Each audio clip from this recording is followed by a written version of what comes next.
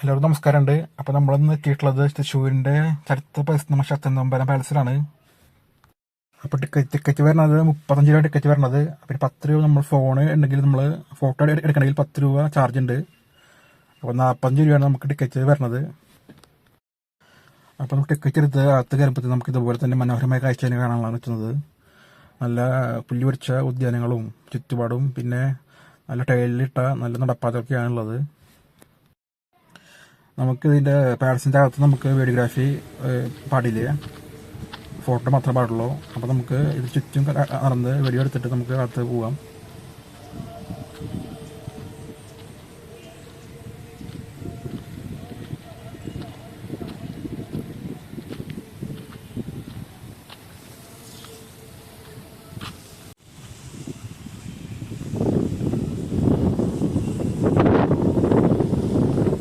നമുക്കൊരു selfie point കാണാൻ പറ്റും. പിന്നെ അതിൻ്റെ അടുത്ത് രണ്ട് കെട്ടിടങ്ങൾ കാണാൻ പറ്റും. ഇതിലൊരു കെട്ടിടം ഓട്ടുപോലെയും മറ്റേത് ജോലിക്കാർക്ക് താമസിക്കാൻ വേണ്ടിയിട്ടുള്ള സ്ഥലമായിരുന്നു.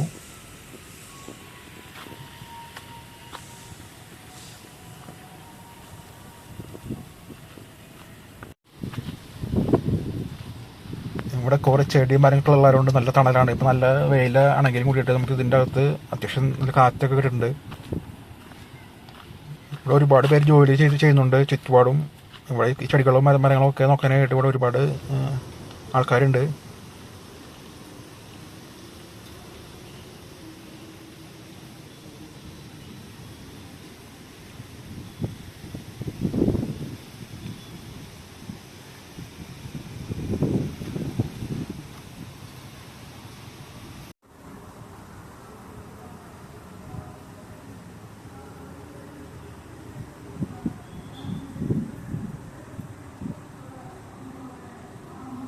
ചരിത്രം പറയുകയാണെങ്കിൽ 1595 രാമവർമ്മ ശക്തനമ്പലൻ ഈ കൊട്ടാരം പുതുക്കി പണിയുന്നത്. പിന്നെ 2005 മ്യൂസിയം ആയിട്ട് ഏറ്റെടുക്കുന്നത് സർക്കാർ.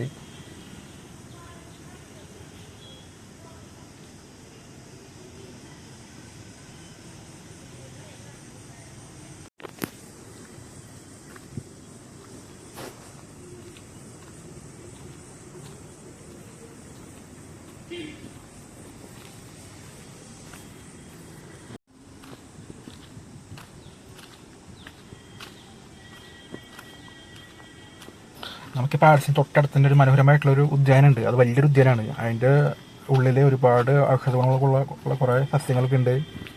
പിന്നെ ശക്തനമ്പുരാൻ്റെ നമുക്ക് ശകുടിയുള്ളത് ഈ ഉദ്യാനത്തിലാണുള്ളത്.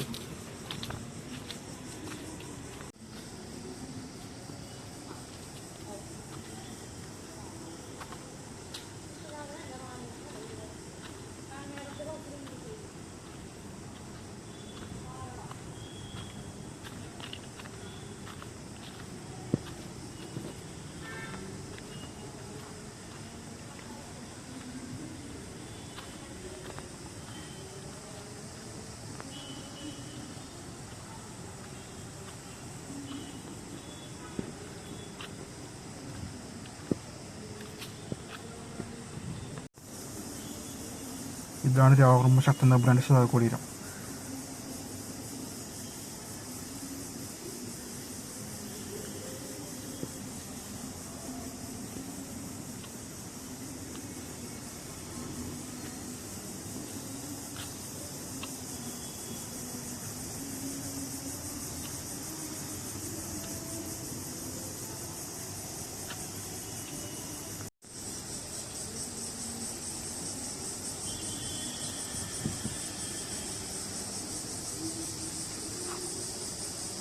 ഇതാണ് വടക്കേച്ചിറ. ഈ കൊട്ടാരത്തിൽ കുളിച്ചിരുന്നത് ഇവിടെയായിരുന്നു പണ്ട് കാലത്തൊക്കെ.